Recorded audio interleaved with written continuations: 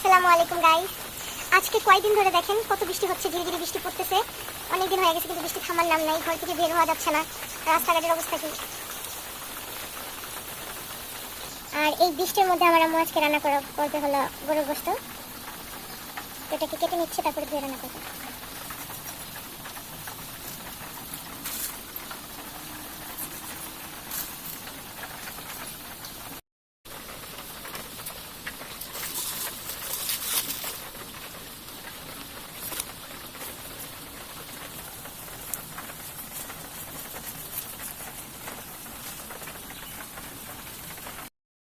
এখন আমার আম্মু ভালো করে ধুয়ে নিচ্ছে, এটাকে আরেকবার ধুবে।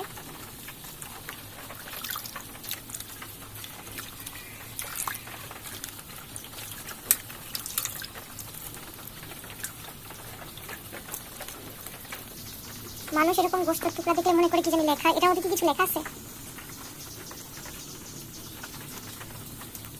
এটাকে আবার একটু ক্লিন করে নিতে হবে।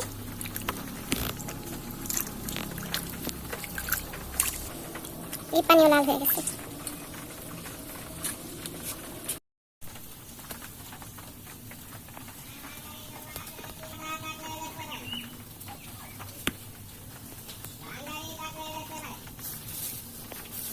এই বৃষ্টির দিন আগুন জ্বালানোটা অনেক মুশকিল। আমাদের বাসার সব খড়ি হলো ভিজে গেছে।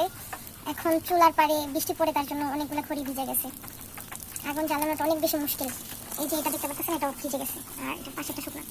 মানে এরকমই শুকনা ভিজা বাতাসের সাথে বৃষ্টি ঘরের ভিতরে চলে আসে। আর এই শুকনো নারকেল পাতা দিলে না ভালো করে আগুন জ্বলে, বাট এখনো নারকেলের পাতার মধ্যে আগুন লাগে নাই। আগুন জ্বলে জ্বলে নিভে যাচ্ছে, তারপর আবার পাতা দিচ্ছি, পাতার মধ্যে আবার ধরায়।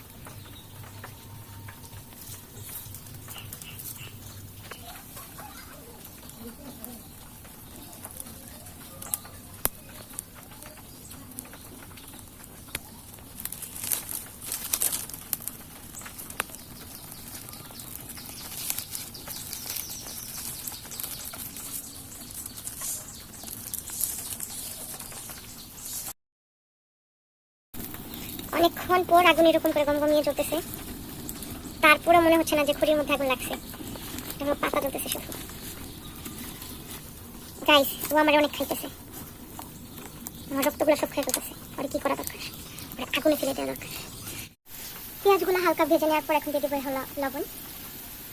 তারপর আরো কতক্ষণ পেঁয়াজগুলোকে ভাজবো, একটু গোল্ডেন কালার করে নেবো।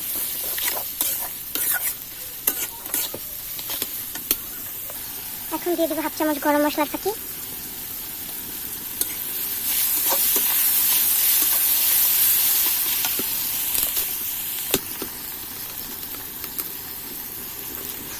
পেঁয়াজগুলোকে এইভাবে ভেজে নেওয়ার পর এখন দিয়ে দেবো গোশতগুলা পানি থেকে ঝরিয়ে। তারপর এইভাবে রান্না করে খেয়ে দেখেন, এটা অনেক মজা হয়। আমার আম্মু প্রায় এইভাবে রান্না করে, তো তার জন্য আপনাদের সাথে এটা শেয়ার করতেছি। আবার বাইরে বৃষ্টি শুরু হয়ে গেছে, একটু থামছিল, আবার শুরু হয়ে গেছে। ভালো করে নেড়ে নিচ্ছি, এটা একটু ভেজে তারপর মশলা দেবো, অন্য মশলাগুলো।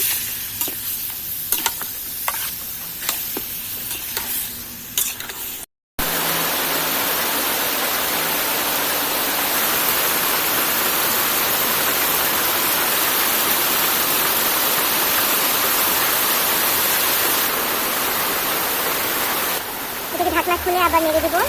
কয়েকবার এরকম করে নেড়ে দিচ্ছি, আবার নেড়ে দিচ্ছি।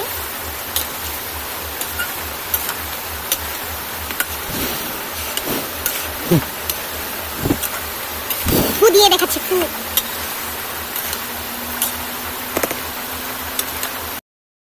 এখন দিয়ে দিতে হলো আদা রসুনের পেস্ট।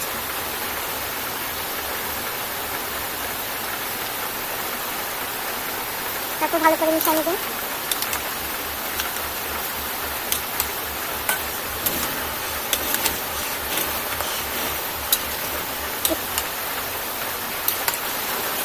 ভালো করে মিশিয়ে নেব।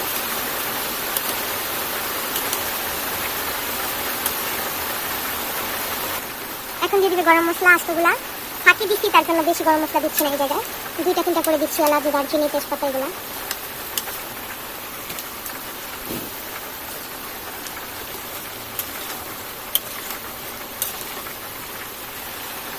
এখন দিয়ে দিব বাসায় বানানো গরুর মাংসের মশলা। বাস ভালো করে নেড়ে নেব।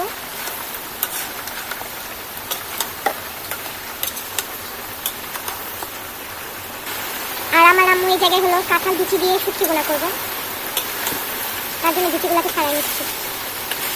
দেখছেন গাছ হয়ে যেতেছে।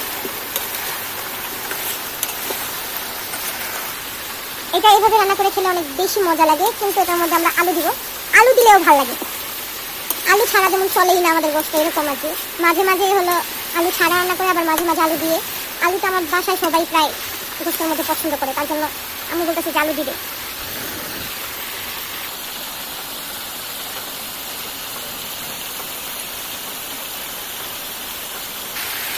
এখন অনেক বেশি জাল দিতেছে, তার জন্য কেমন লেগে যাবে, তার জন্য এটাকে নাড়তেই হবে শুধু।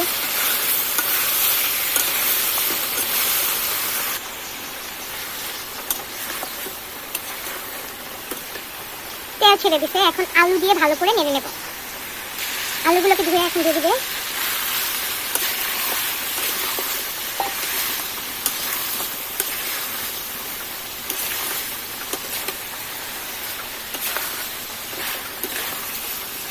ভালো করে ভেজে তারপরে হলো হলুদ মরিচ এগুলো দিয়ে দিব।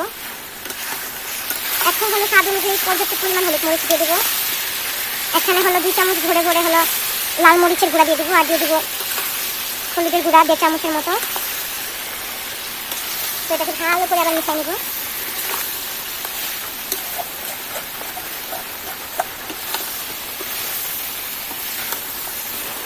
মাংসগুলাকে ভালো করে মশলার সাথে মিশিয়ে নিলাম। আর কতক্ষণ ভেজে তারপর হলো এটার মধ্যে পানি দিয়ে দিব। লেগে যাচ্ছিল তার জন্য জাল উঠায় রাখছি, এখন দিয়ে দিব হলো পানি।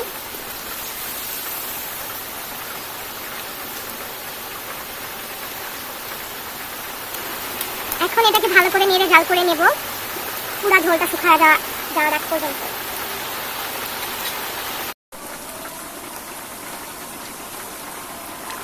এখন দিয়ে দিবি বোম্বাই মরিচ, করে রাখছিল ওটা।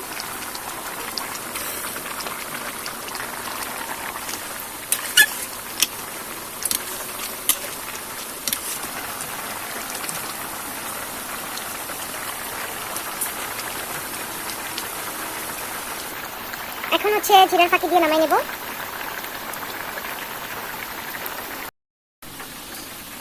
আমাদের রান্না করা শেষ।